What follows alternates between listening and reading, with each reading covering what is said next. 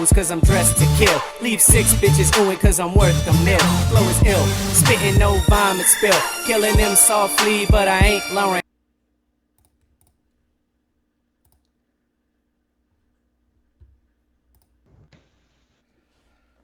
What is up, my people? We are back. I know it's been a little bit of a hiatus. We had a little bit, of, content creators clash, me and Vic. No, I'm just kidding. But welcome back to another episode of the Townie Sports Podcast. I know it's been a long time coming for you all. Vic, are you happy to be back? I'm glad to be talking sports with you again, my brother. I'm loving it, brother. Happy to be back. Good to be alive and good to be talking sports on this wonderful NBA draft night. And of course, we wouldn't have a inaugural pod without our inaugural guest from the Fairweather Podcast. We got our boy A-Rod here to talk a little bit of soccer. What's up, A-Rod? Thanks for joining us, man. Some would say that it was a writer's strike, so that's why you guys have been on hiatus for a bit. So we had a little bit of creative differences, me and Vic. No, I'm just kidding. There was none of that. I think there was a lot going on. Obviously, during our time off, I had a little bit of medical issues, as a lot of people know.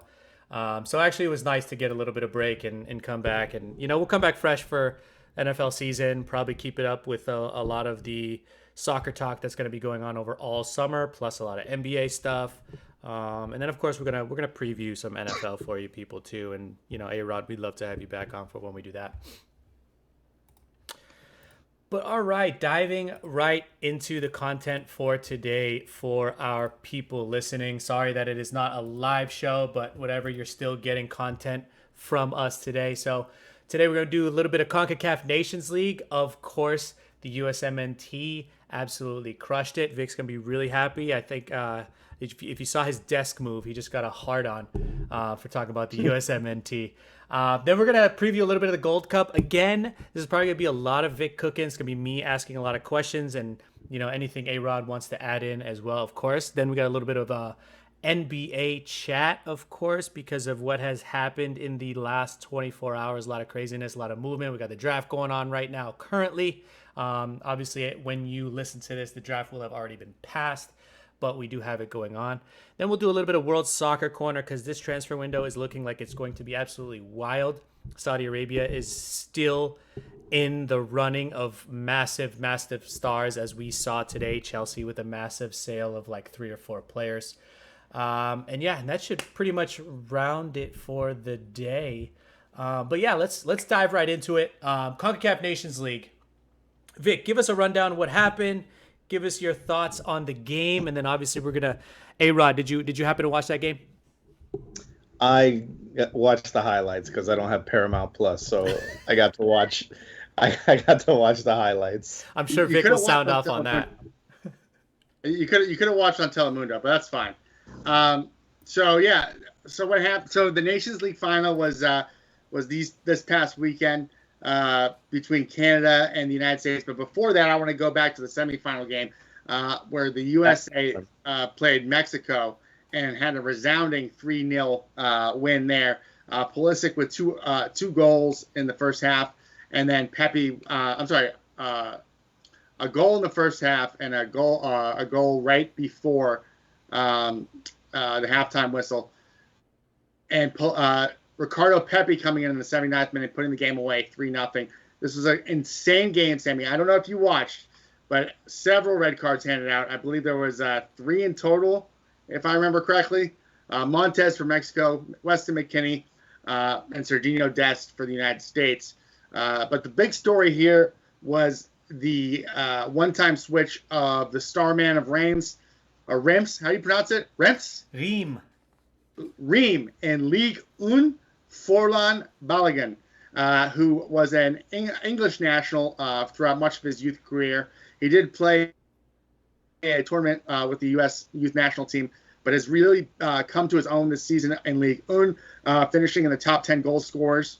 Funny that CONCACAF has 2 of the top 10 goal scorers in Ligue 1. Now he is looking at a permanent move while he was at loan. So we'll get more into Balogun later, I'm sure. But basically, I think we saw a passing of the torch in the semifinal game. USA again winning 3-0. Just amazing play by the boys. Now to the big game versus Canada, right? The final, where this was, Jonathan. You had the big names. You had Jonathan Davies, Alphonso Davies, Jonathan David, Kyle Larin. You had on the U.S. side, Balogun, Musa, Reyna, Pulisic. I mean, these are heavyweights of CONCACAF coming together right now in terms of talent-wise, and it didn't even show. It felt like it was a non-game.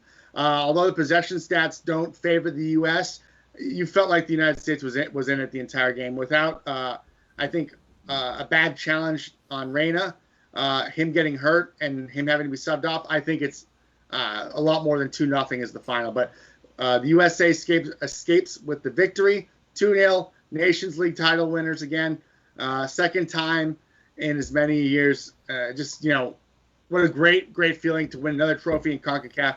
I feel like this is USA's time, Sammy. Yeah, I agree with you. A-Rod, you've been getting really, really into soccer. You and I chat. We actually, the three of us chat a lot about it. And, you've always been a big soccer fan, big Madrid fan, PSG, so you've been following soccer for a while. Obviously, after speaking with you, I know you know a lot of world soccer. And, our affiliation with Vic is getting us a lot more into the USMNT. And obviously being here, we want them to be good, but sometimes it doesn't. They haven't given us a product to watch, really, in a very, very long time. And so, with that being said, Aero, what is your takeaway from seeing what the USMNT has been able to do in that Nations League? And, does it get you super excited for the future of U.S. men's soccer? Yeah, it really does. I think the World Cup got a lot of people excited, too, because finally, for once, the U.S. is putting out a product that's actually can contend with other countries, and it's not from getting, and this is what bothers me the most about, and I think we always talk about this on my podcast and on your podcast, is that the United States, soccer is a number one sport here. It's not. We have basketball, we have football, we have baseball, the crazy fucks up north, they play hockey. So there's a lot of sports being played here, but but soccer isn't the biggest thing. So our homegrown talent, and I don't mean homegrown talent, I mean guys that we have playing here, like MLS. We always would just pick from the MLS for the most part and run with our best players from MLS, and they don't see that talent. They don't see the Messis. They don't see the Harry Kanes. They don't see these big name players that they got to go up against in competition. So I think creating a team and making most of your starters being from Premier League or Bundesliga or La Liga or all these different ones, and they're young. They're all young, which is really good and something to look forward to.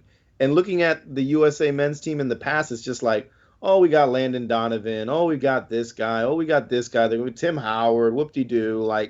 They're not doing anything big. They're great, but they weren't getting the respect that they should get. Yeah, they're the best USA players, but at the same time, it's Christian Pulisic has been praised for so long because he's playing for Chelsea but not getting any playing time. Whoop-de-doo. We've got Tyler Adams and Aronson over there and Leeds United, which Vic was spot on. Now you got Weston McKennie there, so it's crazy to see all of that. But I think now what the U.S. is doing is good. It looks like they have direction. It looks like they can compete, and getting Balogun is just it's crazy, man. And that's another thing is we double dick a lot. We get a lot of players that have allegiances to the United States or citizenship here as well, dual citizenship. So we have that luxury of prying away half German guys or English players or that here or there French guy that should probably play for the French national team, but he's not going to get any playing time if he goes over there. So it's good that we have that. It's just I'd rather see us pull more of the homegrown talent, which would be great, but I'm also not complaining because those guys get to see real caliber players that they play against. And the other thing that's crazy is Mexico's been a powerhouse for so long, and I don't know what's going on with Mexico, man. They look lost, they look bad. It's just it's a great change of the guard over here. I'm happy for it. So yeah. And like you said, a lot of those guys, even though Pulisic is not a starter at Chelsea and actually rarely sees the field. A lot of the other guys are. A lot of the other guys do. Like Yunus Musa sees the field quite a bit. Although before, 2 months ago, Giovanni Reyna saw the field quite a bit. Furlan Balogun was an absolute starter at Rennes. So, these guys are actually starting in Europe rather than being, in their reserve teams like we used to get excited about. I remember, what was it before was it the 2016 World Cup? 2016 or 2018, one of those 2 years, we got a dual national from Germany, Julian Green, and we got excited because he was on Bayern Munich's reserve team, right? And now we have guys that are actually consistently playing in Europe and aren't even getting called up, like Cameron Carter-Vickers, Jonathan Brooks, Conrad De La Fuente, a lot of guys that are still playing. Paredes is a young one, plays for Wolfsburg. So you see a lot of our guys moving to Europe, and I have to credit Jurgen Klinsmann with that. He was really the first men's national team coach to really challenge the guys to go over to Europe, and we're now reaping the rewards of the Jurgen Klinsmann era. And I've always said that he wasn't a great coach, but he did an immense amount for the men's national team and really kind of feel like pushed this program forward, especially when it comes to dual nationals like we have now. So, excited to see it. Now, as far as Mexico, I mean, they're in absolute shambles. Other than poaching our players, is pretty much what they can do now. Is what they have no youth development. Their youth team is in shambles. They didn't even qualify for the under 20 World Cup. This does not look great at this moment for the Mexican Federation. They just fired a coach that they hired 6 months ago. So going into this Gold Cup, I think that's going to be a real. You're going to see a lot of pressure on the Mexican team, who actually I think fielded quite a good team. Not necessarily their A team, but not their B team either. I'd say it's their B plus team for sure. Yeah. I mean, you look at a team that actually it was flipped, right? The roles look like they were flipped. You're used to seeing Mexico being a lot more, technical with the ball, a little bit better build-up play, and then you just saw this year that U.S. just absolutely just demolished them in all three phases of play, and it was really, really cool to see. At least for me, somebody who's not a big USMNT fan, not a big CONCACAF fan in general. Like I watch some of the qualifying games. I'll occasionally watch a Gold Cup if it's mostly USA games, but I like to see the Costa Ricas and Mexicos, and then when Panama made that run a few Gold Cups ago, things like that.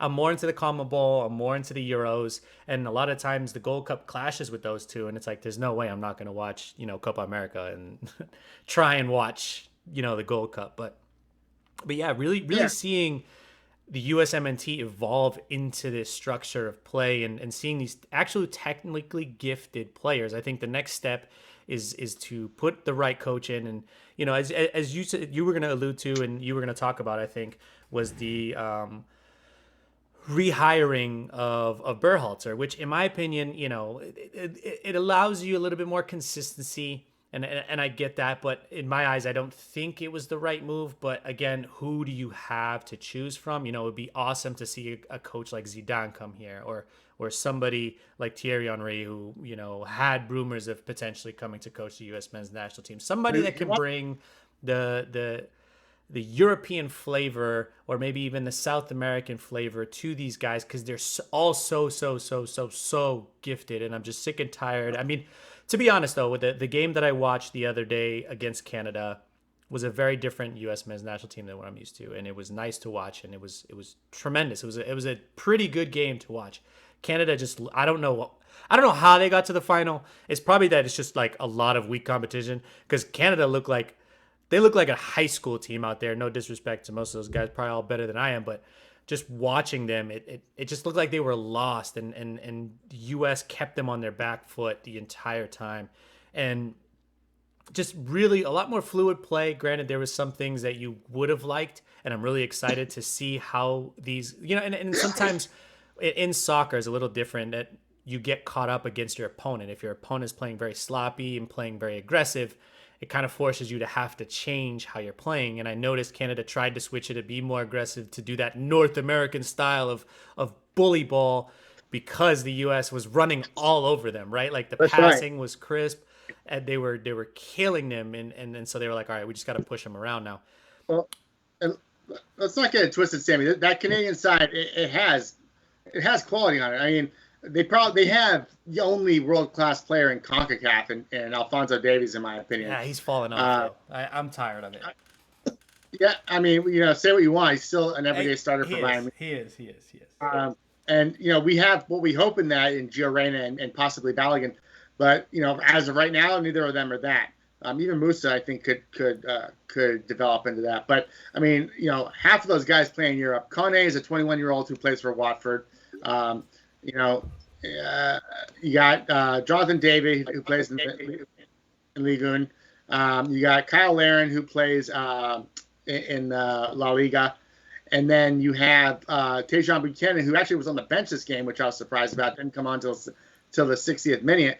He plays for Club Brugge. So I was so confused by that. I was like, how is your most athletic player on the bench right now? Like, that guy causes so many issues. And for Osario, too, who, again, is a 31-year-old MLSer. I don't understand that at all. But, it is what it is. I'll take it. Yeah. But like you said, they were playing the CONCACAF ugly style that, we've become used to. But the U.S. were playing a different kind of ball, playing balls into people. Giovanni Reyna was putting on a masterclass before he was brutally attacked. And it really is a bummer that he did get a knock there, but just absolutely incredible. I wonder, you guys watching Giovanni Reyna, what is his ceiling for you? Where do you see him going? He's a big kid too. He's like 6'1", 6'2" in that central midfield position. So, he's got tremendous vision. I worry about where his mental is at, because I think the potential is there. And I think he showed it at Dortmund, right? I mean, he was on an absolute tear this season. Mm-hmm. I think he showed it recently in these U.S. men's national team games, where he's outclassed, right? Like, you see him on the field, you watch how he plays with the ball, you're like, you shouldn't be playing in Central America. You should be playing in either Europe or South America. Like, he just has that skill. He's just got something, like, he's just got that juice. You know what I mean? Like, it's just something about the way he plays. I love watching him play, but it's just, where is his mental at? And will he put his ego aside when he does get to a certain place where, oh shit, like, everybody's just as good as I am. Now I have to find that next level. Right. And to go back to your point about the coaching and Berhalter being rehired, I hate it. I was going to say that, because Berhalter has like a stigma against him, doesn't he? Well, I mean, there was some issues at the World Cup, and then obviously the leaked information about Berhalter being a domestic violence advocate. Yeah. I don't know if he's an advocate. He just got. I mean, I want to say he's for it. So, the fact that, you had Patrick Vieira, who came out and said that he wanted the job. You had Thierry Henry, who came out and said he wanted the job. And neither of them, I don't think either of them were considered, to be honest with you. I think that Berhalter was been a tremendous hire. He wanted to. He said he wanted to. And they just went back to Greg for some reason. You look at his record in CONCACAF, and whatever. He took the most talented U.S. squad that's ever been assembled, and he won. And he didn't even win or finish first in Gold Cup qualifying. Literally, a gym coach just won the Nations League. So with that same squad. So good on you, I guess. His record outside of CONCACAF is horrendous. So it's going to be really interesting in this Copa America. It's going to be a big test for him. Honestly, I think he's going to fail. But my biggest issue with him is not the tactics. It's not the technical. It's not the player selection. It's his personality, right? He's so stubborn. He's such a piece of shit that when they told him that he was going to, the fact that they hired him without him even talking to Giovanni Reyna before he got hired is just insane to me. I understand it's a national team and you don't build around one player, but I mean, this could be one of our best players in the years Easily moving forward. Easily. And the fact that you haven't even contacted him to either make amends or bury the hatchet. I'm not saying that what his mom or parents did was right. I can only say what he did was wrong in exposing what happened in that locker room. He's a big piece of shit for that. I fucking hate him. I hope he fails. And he's I thought he was on that submarine. I was happy. I think it has to do, or I think the ceiling for Reyna is like crazy good. The problem is like the stigma with American soccer players. If people can be stubborn and look past that, I think he could be really, really good. I mean, like you guys were saying, we were texting back and forth about the tear that he went on in Dortmund, where he was just scoring goals left and right for a while. But I just think there's a stigma with American soccer players. That's my only thing. And if clubs can look past that and see it, wish the kid the best. Because in my opinion, until we got Balogun, I thought that might have been our best player if he saw the pitch and could play ever, other than sitting on the bench and we're like, why isn't this kid in here right now? Why is he not playing? I feel like there's this thing with certain American soccer players, right? Like, and I think one of the players that I think it didn't really apply to was because I think he outplayed what his actual ceiling should have been, is Clint Dempsey. But for a lot of American soccer players, they get to a point and they're like, I'm the best American player. Like, this is it. You know what I mean? Like, I don't have to do anything else. Individualism, right. And soccer is not individual. It's 11 players. It's the least individual sport out of all of them, if you really think about it. But it's like there's nothing left for them to prove. They have this.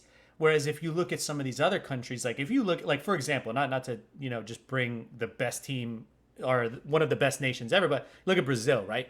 They're just constantly bringing players. If you're not performing, you're out of there. You know what I mean? Like, but if Pulisic could probably play for the men's national team till he's 40, if he really wanted to. Reyna could play till he's 40, even if he's a bench player for like, for like Wolfsburg or something. No, no disrespect to your boy, but like if he's like 40 and you're like, wow, your ceiling was way higher than that, but you just didn't take it, but you're still the best we have to offer right now. I think that used to be true, Sammy, but I don't think that's true anymore. And I think that the issue with American players in the past was always that they always relied on their athleticism and never really had to develop any technical ability, and that's that was an issue with the youth system and how we coached our youth players. We allowed them to rely on athleticism rather than having to learn technical skills. That's why you never saw a Gio Reyna before who could dribble like that. You never saw Christian Pulisic. We basically just had, and he's a great player. They're a dime a dozen in Brazil. Let's be real. But I get that. But they're also one-dimensional players too. They're all about their image and everything like that. Most of them, and that's what the problem is. Is like I hate to bring in the NBA real quick, but look at the Joker. Won that NBA championship, was the most like humble man out there, like praising his teammates, more happy than that Jamal Murray got it. There's just something about like some countries that they're just more focused into everybody around them as opposed to the individuality that they are. So I think with American players, and I don't think Christian Pulisic is like that. Balogun's kind of flashy. I don't know, but he's also, from across the pond too. So I just think some of these guys, they just get super. Oh, he can't exactly. So yeah. I just think some of these guys, they just get it in their head like, I'm the best at what I do in my country. Why isn't this country, or why isn't this club calling me? Why isn't this, why am I not playing here? Why am I not starting? Stuff like that. Right. And I just think that there's a stigma behind the way the rest of the world thinks about American players. Also, the rest of the world hates us. Let's be honest. Like that could be part of it.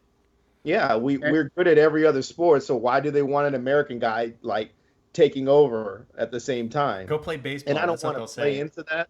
I don't want to play into, but it's just like something to think about loud. Oh, it's like, but it's crazy. If you're a UN's men's national team fan, you have to understand that politics are always on the table. Unfortunately, in soccer in general. In soccer, it's the worst. I hate it. I think you are onto something. I think that's part of the issue. Vic, continue cooking. Sorry. What were you saying about the issue? But I think A-Rod's onto something. So the athleticism is there, but here's the thing about you saying that there's the best out of all of them. That we have guys coming up still. So you have Giorena, yes, at that 10 spot, but you also have Brendan Aronson right behind him. You have Malik Tillman right behind him. In the midfield, we have Weston McKennie, we have Tyler Adams, we have Yunus Musa. So that midfield's kind of packed. I don't know that I would say that, in the midfield, they're not going to get pushed. We also have young guys coming up, like Jack McGill, a bunch of them, like 20-year-old, like 16-year-olds, 17-year-olds. Adrian Gill is another one. Jack McGlynn, I'm sorry. But Adrian Gill, who's like 17, he plays for Barcelona B in the second division in Europe. Christian Pulisic has Taylor Booth behind him. But even Balogun has Ricardo Pepi behind him, who finished top 10 in the Eredivisie on a team that got relegated. Finished top 10 in goals for a team that got relegated. And not only that, but he also came in like with after they'd already played 4 or 5 games. So he doesn't stop scoring. The kid doesn't stop scoring.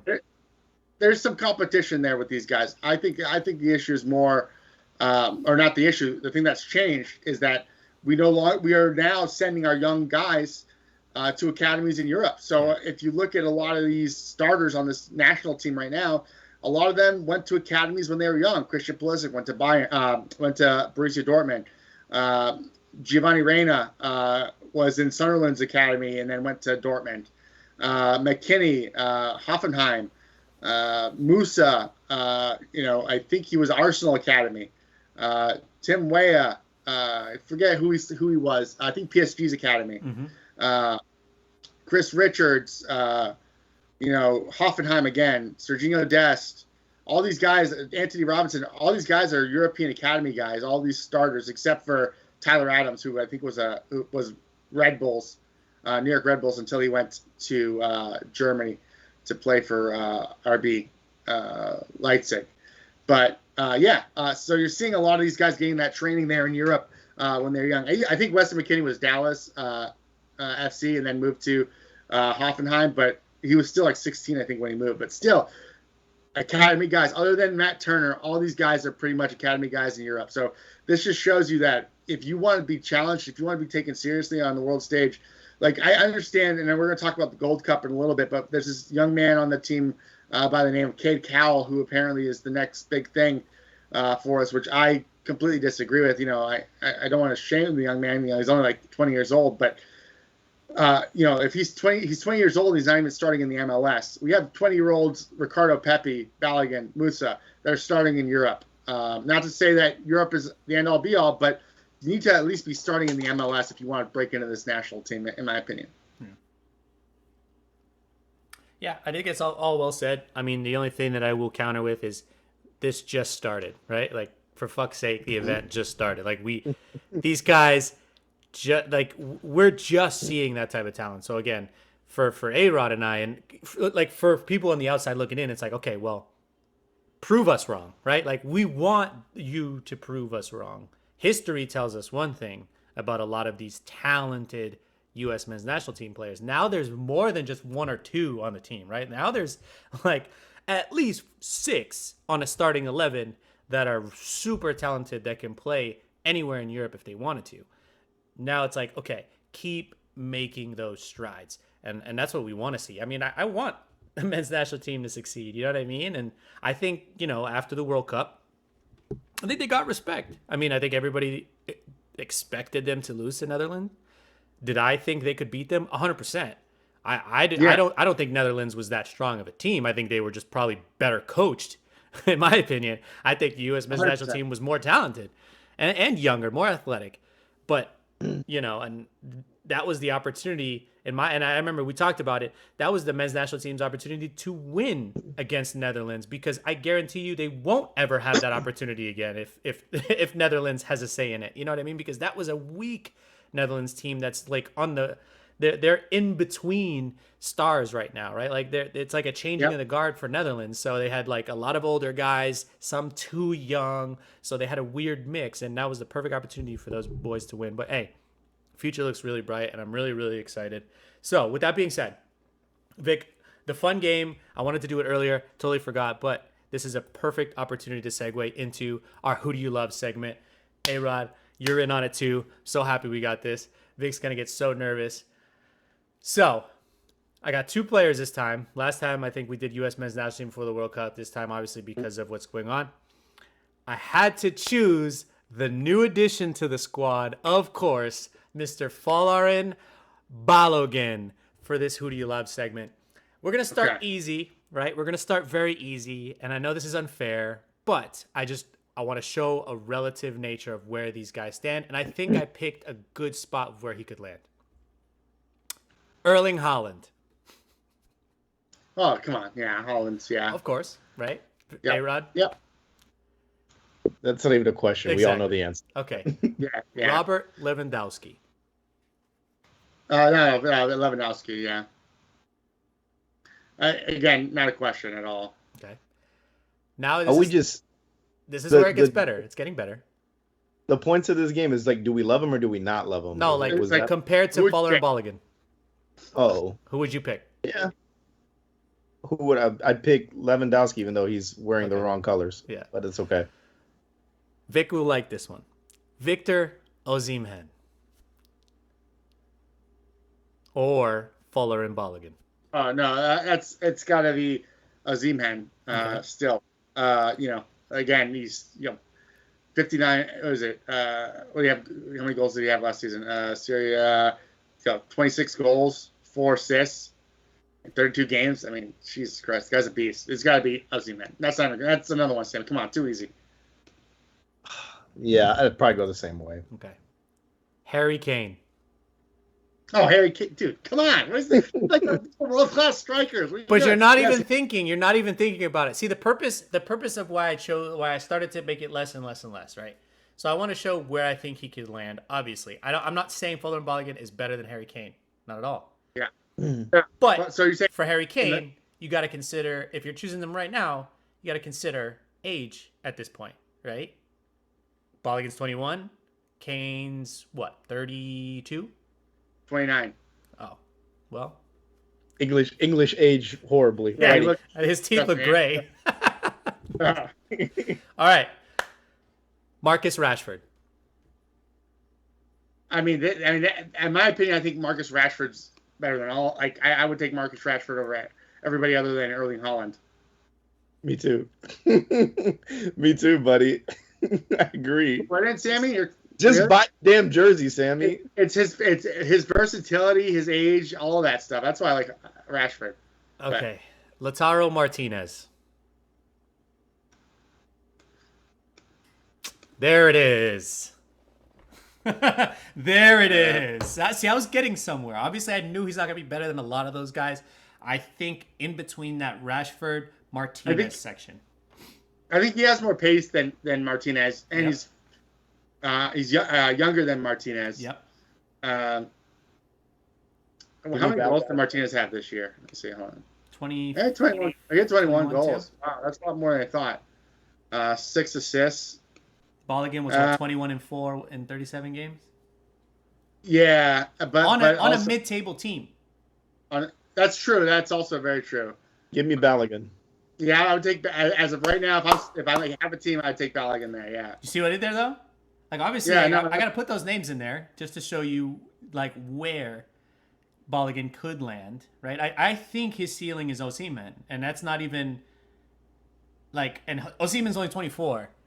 You know what I mean? But same type of pace, same type of size, same player, the way they score. I mean, I saw that goal he scored, man. I don't know if you know how difficult it is to score the goal that he scored against Canada.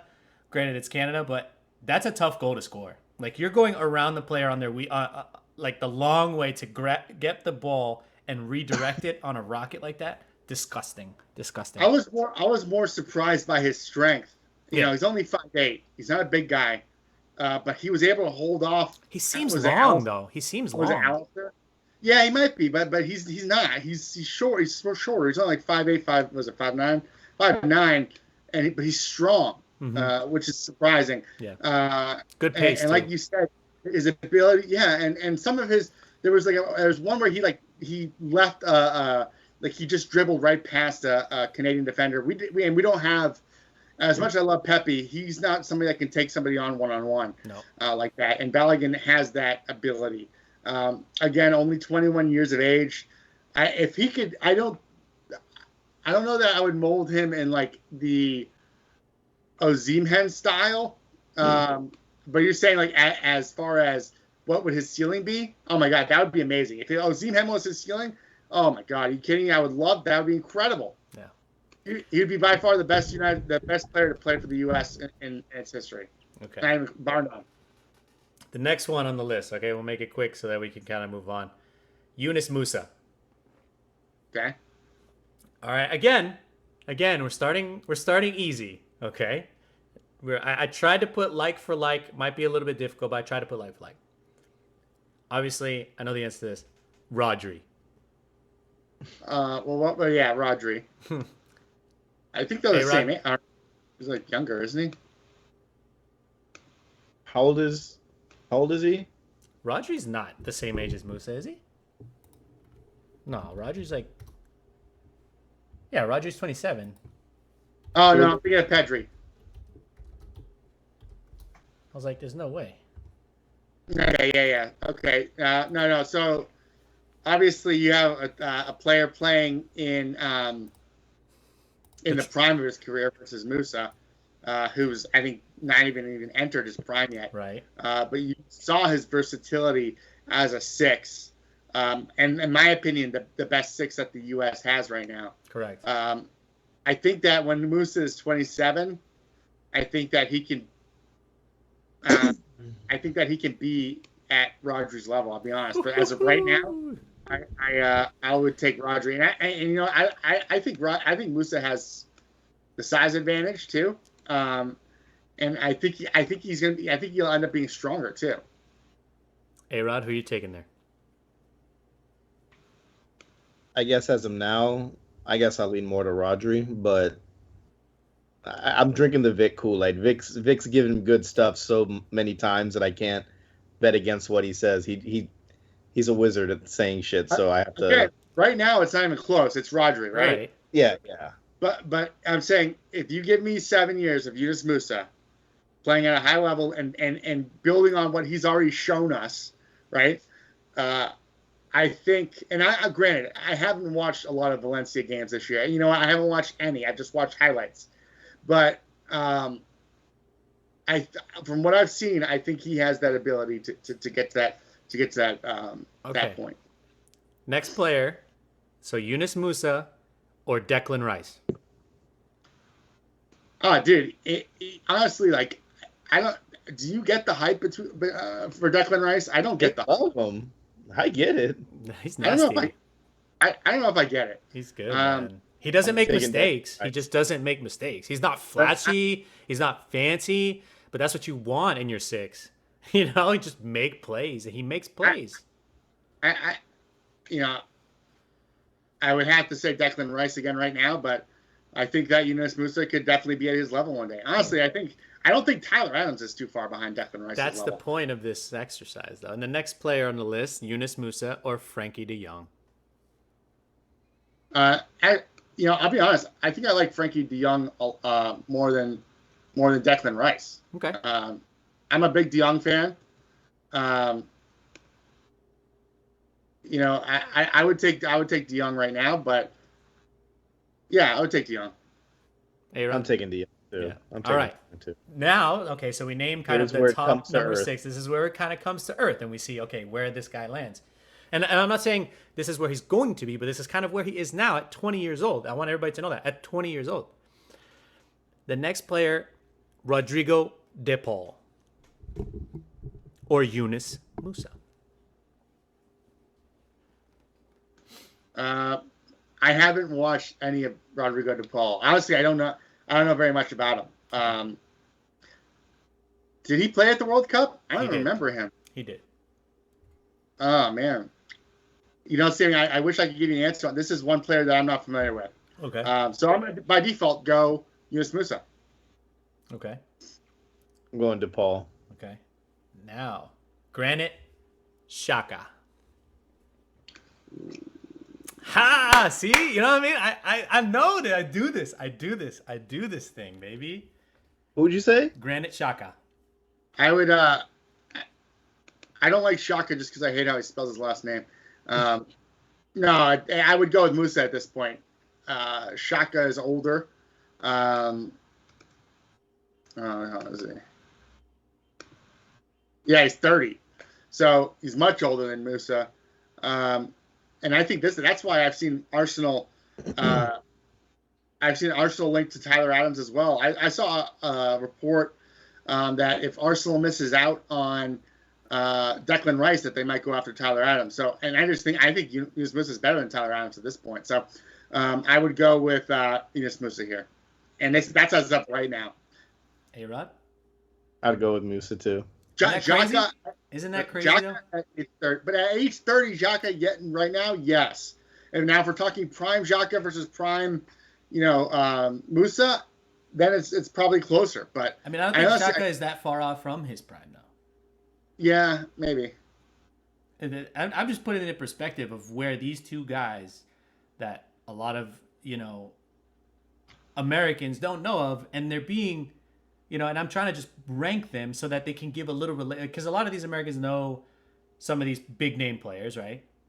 Mm-hmm. And maybe they're not looking at the hype of what the U.S. has to offer, or even European players not looking at what these potential American players can do. And I'm just trying to put a perspective on it, and you're helping me a ton because you know more about those the national team players. I know a pretty good amount now, but comparing them to these guys, it's like, wow, like they're not that far off. Like for people to understand that the men's national team is not that far off if you got players that have the potential to be like some of these guys, and these are big guys.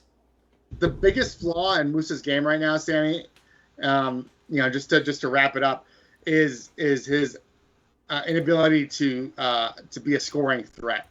And honestly, it's the same flaw that Tyler Adams has. Mm-hmm. Pretty much Tyler Adams is a little bit worse in my opinion because I think he's just he's a great safety net.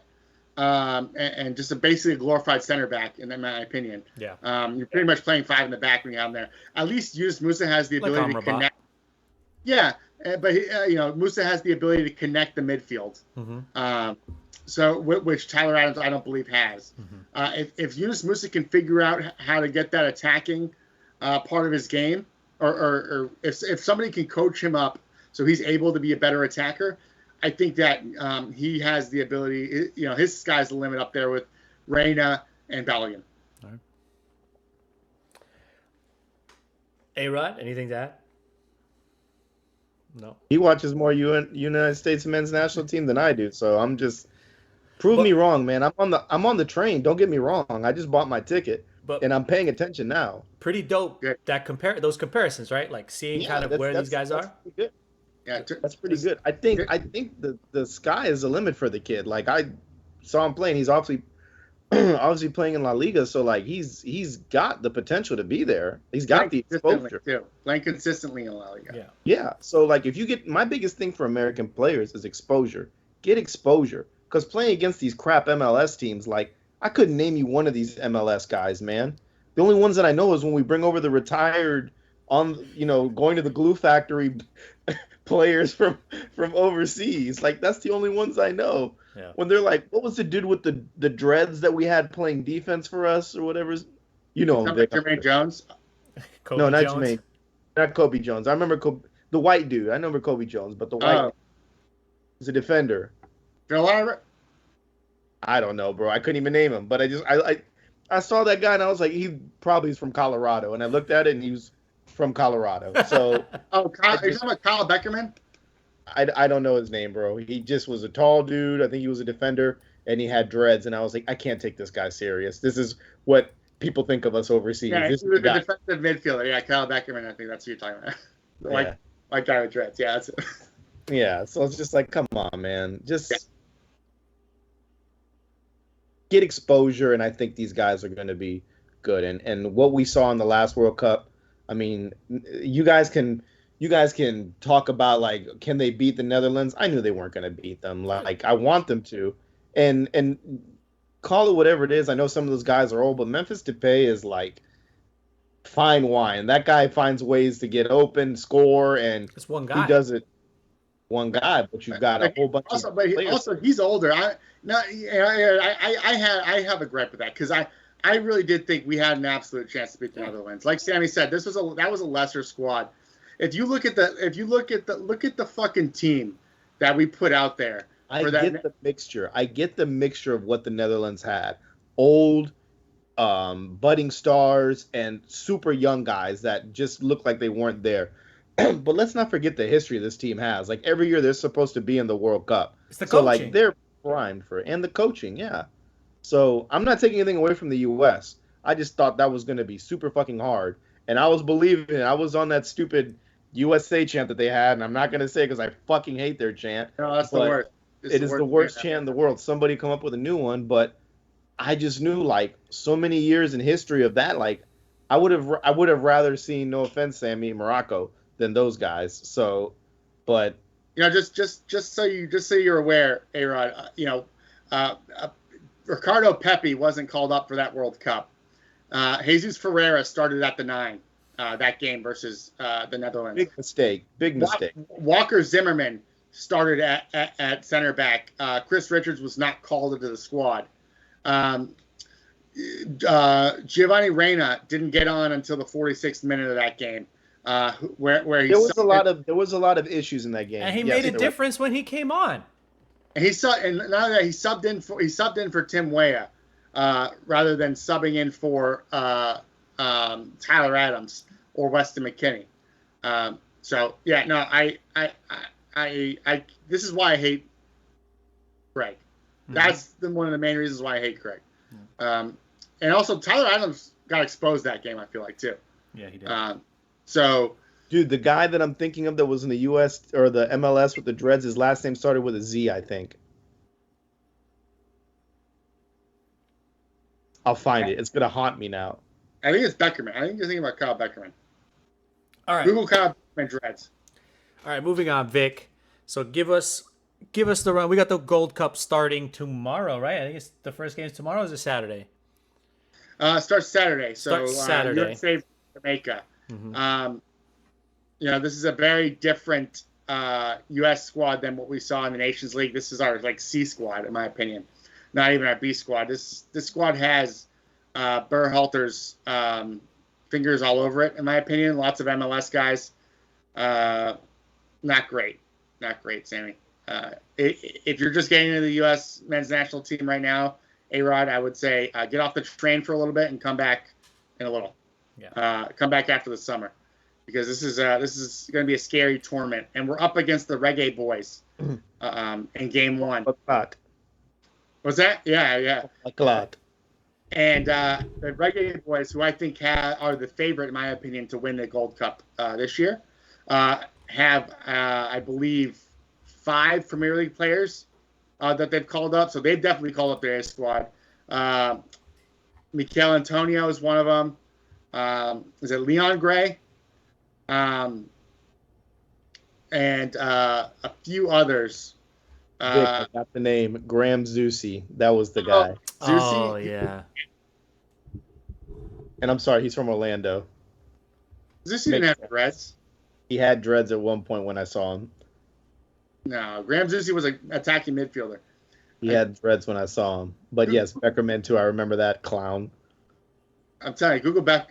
I saw him. I remember him. Yes, but Greg Zusi was the one that I saw, and I was like, "What is this shit? What are we looking at here? What is this thing?" Oh man, that's the old USMNT. But Damari Gray, I forgot. Just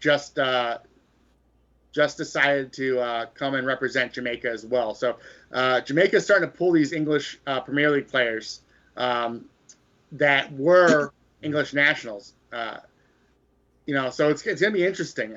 If they can continue to do that, Jamaica could be a force. We'll see. Mm-hmm. But I do think that they're the favorites to win the Gold Cup, in my opinion. Yeah, what do you think about the likes of like Costa Rica. Qatar. I know Qatar's in it. They're one of the invited guests for the Gold Cup this year. Yeah. So Don't sleep on the Ticos. Exactly. Qatar could make some noise. I honestly, Sammy, I don't think Costa Rica. I like Panama more than I like Costa Rica. Okay. Age. Age, and I don't think Keylor Navas is going to be there, and I don't think Keylor Navas is in their squad. But I could be wrong. But age, I don't know if Joel Campbell's going to be there. He is. He is. Okay, so they are bringing the A squad then. Okay, but yeah, the big thing about Costa Rica was Keylor Navas. You should just keep them in games, and with him getting older, and I don't know if he's going to be there. I think that's scary for them. I think Qatar actually might have a chance to make it out of the group. Honduras is terrible. Mexico is in shambles. Haiti can be sneaky good too. And then Canada and Guatemala, that Group D is tough, but Canada's going to make it out of there easily. Honestly, I think the U.S. has the group of death right now with Jamaica, Trinidad, Tobago, St. Kitts and Nevis, and USA. Mm-hmm. So, and USA is fielding a significantly weaker team. Yeah, and I mean, I'll ask you a dumb question. Why is that? Well, why is the USA kind of choosing to kind of step back in this Gold Cup? Well, we've always kind of done that, right? We've always kind of, if we've had two tournaments in one summer cycle, then we've usually had an A and a B team. But I mean, this B team is significantly worse than any B team I've ever seen. I mean, this is bad in my opinion. I'm trying to find out who our Gold Cup squad was the year we won it, but I know that Miles Robinson was on it. Good players were on it. Where I think this year we don't have as many good players as we did that year. Well, let me look it up. I saw the release of the squad that the U.S. chose to put out there for this, and I'm like, who the hell are these kids? And then I'm looking at all their ages, like super young. So, I mean, it's interesting to see some of these guys or some of those young kids. But, I mean, overall, it just looked like a crap squad that I don't want any part of watching, to be honest. It was very bad. And just so on that squad, oh, actually, you know what? I think I was just remembering happy memories. That squad also was fucking garbage. Kellen Acosta started that game. Eric Williamson. Yikes. Oh, my God. Matthew Hoppe. Paul Areola, Sebastian Lletget. Okay, no, I take that back. No, yeah, that's equally shitty squads. Yep. Oh, my God. George Bello was on that team. Jesus Christ. So you got Jamaica as a potential. A-Rod, you got any interest in the CONCACAF Gold Cup? Nah. Yeah, I don't think I do either. I got none there. I try. I'll probably watch the USA Jamaica game. I'll probably watch into the quarterfinals. I might watch the Costa Rica Panama game. That's probably going to be a pretty good game. And those two games, honestly, are going to judge whether I continue watching or not, to be honest. I would recommend watching the U.S. Game versus Jamaica. Yeah. Only because Miles. I would like to see if Matt Miazga gets to play a long time. But Jordy Mihailovic and Aiden Morris are two of the guys to watch for the U.S. Mihailovic, who just went to Europe this season, and Aiden Morris, who's having a good season in MLS. And then in the front, I would be watching Alex Zendejas, who plays in Mexico currently. Mm-hmm. So those are the three guys to watch for me. Okay. Cade Cowell is basically just Jordan Miller 2.0 in my opinion. But you didn't hear that from me. So who you got for top four? What do you think would be like the top four, the semifinals for the Gold Cup? I got suspects. I got Jamaica, Canada, Mexico, U.S. In that order. Okay. To be honest with you, Mexico is putting together their, like I said, their B+ team. So you can tell they want to win this. They need it. Honestly, Mm. they need it. All right, Vic. Anything else you want to get to on the Gold Cup?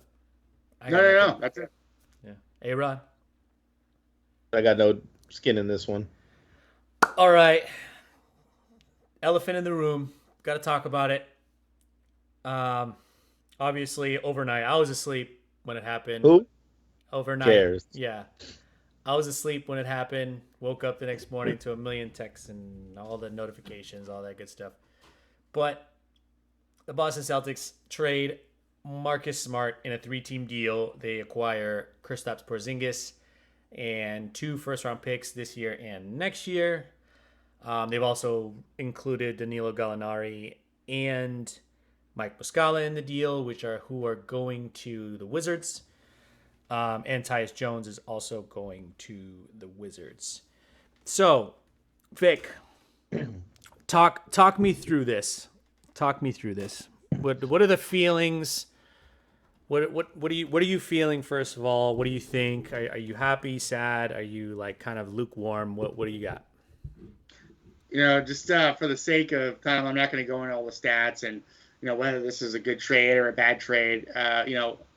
Obviously makes sense basketball wise, but I'm sad, man. This is the end of an era. Not a lot of people left here from the Danny Ainge era, so sad to see him go. I feel like Marcus Smart was the only connective tissue between the beginning of the Brad era to where we are now. I'm terribly sad to see him go, but it is what it is. He'll always be a Celtic in my heart. Yeah. Hey, Rod, what did you think when you saw the news? I mean, good luck with Porzingis. The only thing I'll always remember is Michael Rappaport, seeing him getting drafted and saying, the Knicks, they drafted who? Get the fuck out of here. Nah, man, I like Porzingis, though. I was the same way when we drafted him, but I think you're getting a good player. It sucks you have to give up Marcus Smart. I would have liked for y'all to get rid of Grant Williams instead, but I mean, we will. Don't worry, we will. I know you guys are in shedding that payroll right now to find ways to pay Jaylen Brown, but it takes away from Vic's excitement from ever seeing Danilo Gallinari play for you guys, and I thought that was a great offseason get for you. I honestly thought when you guys got Brogdon that was a little overkill. I was like, all right, they're all in, but it's going to take away from Danilo Gallinari from playing, and obviously he got hurt, so we don't get to see him play. And then, ironically, Brogdon gets hurt, so that sucks too. But I think it gives, Big Al some time to rest on the bench, and it gives him some fresh legs to come off the bench now, and he's at this point in his career that I think he's okay with that. I think he likes being in Boston. He's found a home. We always think he'll be, an Atlanta Hawk, but he's really in my heart a Boston Celtic. And I think Kristaps Porzingis has done his growing up. He's got his rapes out the way. He did that, So, but I think now he's grown up. He's matured. He got to play with absolute dog shit in Washington, and I think going to Boston, and I know the Luka thing, they tried that, and we all thought this is the greatest thing for Luka, but Kristaps wanted to be the focal point, and that wasn't going to happen, so they ship him to Washington. He's with y'all, and he knows he's going to have to be a good number 3 at best there. So I like the trade. It's just going to be weird to see Marcus Smart in a Grizzlies uniform, but we were talking about it before. You guys like to send your defensive shooting guard anchors all the way to Memphis. You did it with Tony Allen, so we'll see what happens there, man. Hopefully it doesn't show us a gun. That's all I hope. Show us a gun. Yeah, I mean, I'm still kind of licking my wounds from it. I was going through like all the old pictures, going through the tough times of when the Celtics were just like that scrappy group of players, no real superstar on the team. And obviously the one common denominator that was there was Marcus Smart. He's been through everything, been through the rebuild. He was the first part of the rebuild. If you really think about it, he was pretty much that year that we gave up Paul Pierce and Kevin Garnett. But yeah, man, my heart, that's what my heart was telling me. But my brain was like looking at the, you know, the NBA, looking at where we struggled, looking at what we needed to address, looking at how we were supposed to answer kind of, you know, a failure, right? I don't want to say it's technically a failure. Giannis might get mad at me. But, you know, a failure, right? Like, we were supposed to beat Miami. We were supposed to make it to the finals. We were supposed to win a championship. And Al Horford had no legs at the end of it. That's a big part of our game, right? Like, having stretch fives, having a guy that can stretch the floor, having a big that can play defense as well. I mean, Rob played tremendously. He's a great defender. Could not answer on offense. And then, honestly, we just needed that extra bench, right? We needed an extra big man, and this is what it is. So, yeah, I think it's a good addition. We're gonna see how much he can play. I think it's gonna help Al Horford. I think it's gonna provide them a little bit more depth at the big man position. Somebody that can stretch the floor, big that can stretch the floor. I won't have to play him a ton of minutes in the regular season. I say that now, but we said that last year about Malcolm Brogdon. Ended up playing a lot more than I thought he would actually play. But yeah.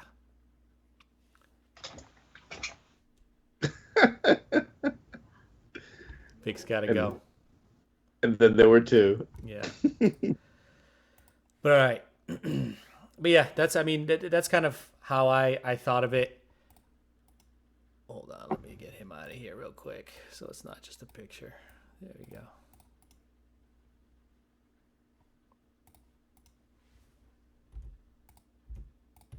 But yeah, I mean, I think it supplies us with a little bit more depth, and I think it's going to help us in the long run. I mean, I don't expect him to play 40 minutes or 30 minutes a game. You know what I mean? Maybe 25, 28. And I mean, I was surprised to find out that he played 65 games last year, scored 24 points a game, had about 8 rebounds a game. So I don't know. We'll see. He was impactful. Yeah, but his knees aren't good either, and neither is his back. So, you know, take it from a Knicks fan that had him. You love to pry away our good white players, our white big players. So take them all, man. Yeah, we'll see. We also had a logjam.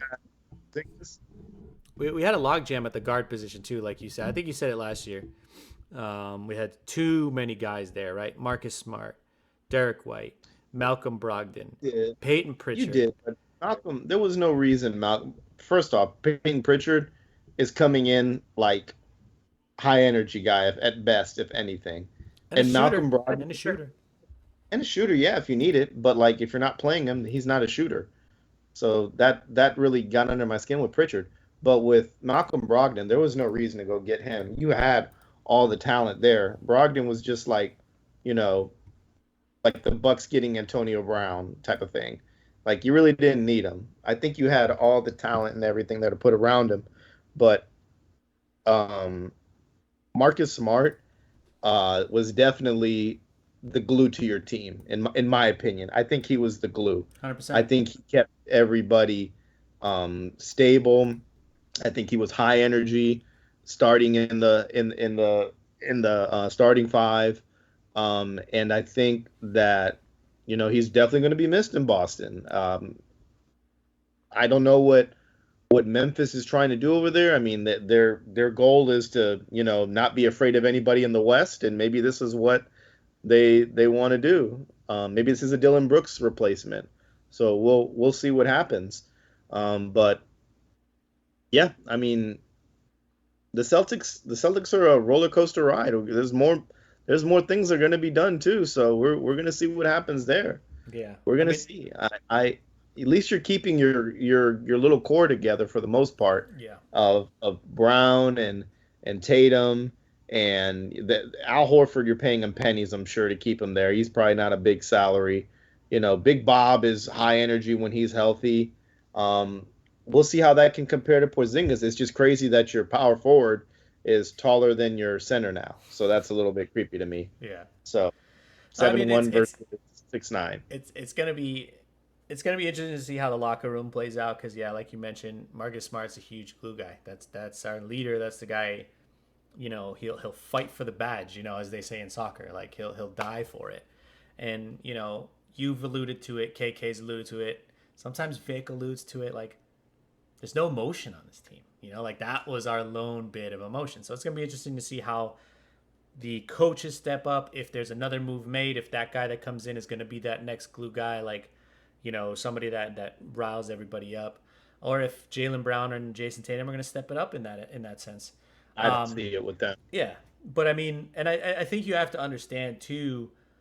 Like for me looking at it, I think this was a perspective where we didn't expect Derek White to make the leap that he did.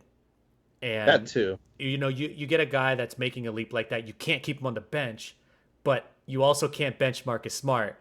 It's like it was a really tough balance. And then Malcolm Brogdon is your I think gold you could. piece. I think Derek White would have been perfect off the bench, to be honest with you. But I just think mean he's a hot hand, like he's killing it. That's what you need in a 6-man. You're six. Look at all the greats. You don't have 7, bro. You don't have 7 greats. Last season we had 7. There were times where Derek White didn't play enough minutes because Malcolm Brogdon would get hot. Yeah, exactly. But like I said, Brogdon should not have been on that team. That was a question mark for me. You were supposed to have a very good bench. It was going to be solid with Derek White, Brogdon, Danilo Gallinari, Grant Williams, and whoever your backup center is. Is Theis still there or whatever his name was? I don't know. So whoever you had there was going to be a solid group of guys to put out there. But it didn't pan out. And the crazy thing is you got rid of them all for the most part. Mm-hmm. Got rid of Brogdon after 1 year. You gave up on Gallinari. So I pray whatever else you bring in, I hope it pans out for you. I mean, I don't hope. I hate the Celtics, but I mean, for your sake and your sanity, like I hope it works, because as much shit as we give Marcus Smart, as much shit as I give him, because like all I do is see him on the floor, I have respect for his game, because like he's a dog. He's a dog, but I think the last picture they took of Marcus Smart in a Celtics uniform on the floor was him complaining about a call that Caleb Martin hit in the corner. But other than that, like, I won't dog the guy. I've always liked Marcus Smart. I just hate he went to the Celtics, but good facilitator of everything, good orchestrator of the team. Yeah. And you're gonna have to find someone to do it, and I hope that one of the two main pieces there can step up and be that. I just don't see it in them. I just don't see the maturity yet out of them. Yeah. I kind of see it in Jaylen Brown, but I also see him put his foot in his mouth a bunch of times. And I'm just like, damn, man, like you got me again. Maybe it can be Derek White. Never know. But the defensive presence that little guy brings at the same time, that's going to be gone too. Hopefully Grant Williams, if you keep him, can, be that for you. So I think this is a perfect segue into the next part that I was going to talk about. But I think the interesting thing to take away from why this trade happened is because obviously the new CBA, right? You got the new CBA coming, a lot of salary cap implications occurring. You got the double apron situation. You got repeat offender taxes increasing, all this stuff. So it's forcing teams like the Celtics and Golden State and in a smaller sense, Milwaukee, who have a core of, bird right players that they have to get rid of, right? Because then they're going to be paying double a salary, right? They're going to be paying way more than what those guys' values are. So which brings me to my next point, that we're going to see a lot more movement, I think, because we're going to see a lot of these fringe teams that have this window that know that they have to win now, because with the new salary, the new CBA, that might not be possible to do. So with that being said, Golden State does their little flipperoo today where they trade Jordan Poole for Chris Paul. And Chris Paul ends up in Golden State. To me, I don't understand it. I don't get it. I don't, like, I just, it's like, I don't know. I'm not saying it'll be a bad fit. I think Chris Paul's a great basketball player, probably one of the best point guards of like you and me's generation.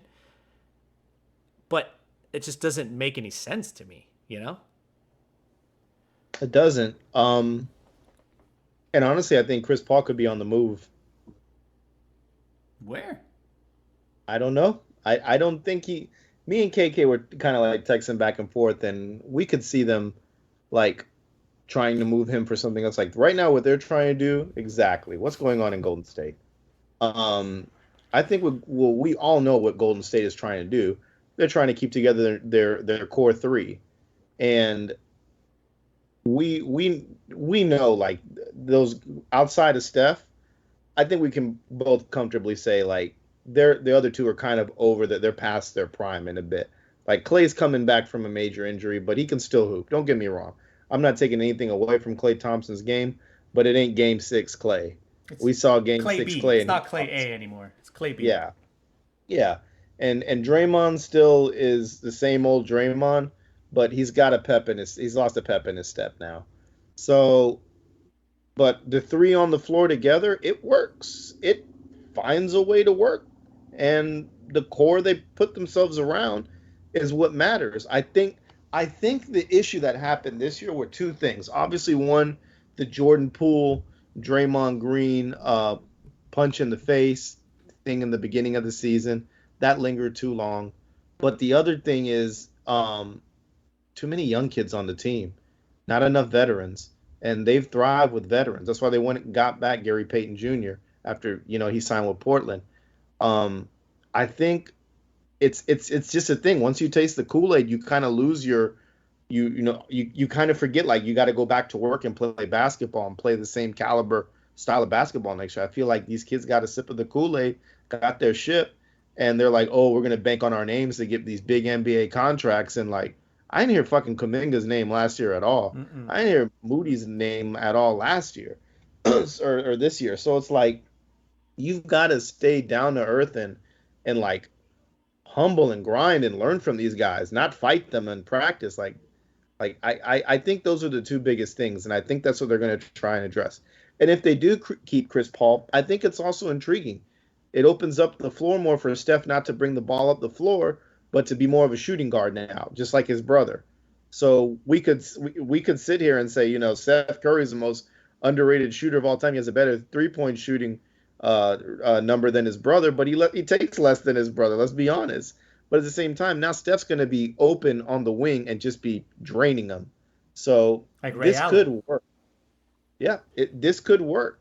This could work. I just think Chris Paul makes any team better wherever he goes. And I'm not lying, and you know that. He did it in freaking OKC when we wrote them off the books and they made the playoffs still. So Chris Paul, I'm sick of people dogging him. I'm sick of people saying that he has to take a bench role. I'm sick of all that. Like, you want Chris Paul on your team at this point in his career, on 1 foot out the door. And whatever team he's going to, he's going to give you all he's got. Just when the playoffs come, that hamstring will pop. So better have a backup for it. That's all I can say. And a good backup, not a Cameron Payne backup. I got nothing better to say, man. I think we should close it out with that. That was actually really, really good. That was a good drop, Mike. It's really good. That's like the best thing I can say. But all right, man. Thank you so much for being on the show today. Obviously, Vic had to leave early, but let everybody know where they can find you. If they don't already know, this is your time to shine. Do it up, man. Yeah, man. We collaborate all the time. Townie Sports and the Fairweather Podcast. I'm one of two. My co-host name is KK. He wanted to come on, but would have been 40 minutes late, so we're not gonna put up with that shit. Come on time and talk with us. But me and KK, we just ended season 4 2 weeks ago, and so we're taking a little break. But we are the Fairweather Podcast. We talk all genres of sports, mainly the big three: football, baseball, and basketball. But we've been dipping into different things here and there, and you can find us on Twitter at @fair_weather_pod. You can find us on Facebook, Instagram, YouTube. Search the Fairweather Podcast, and wherever you subscribe or listen to podcasts you can find our audios there as well. But we love collaborating with you, Sammy.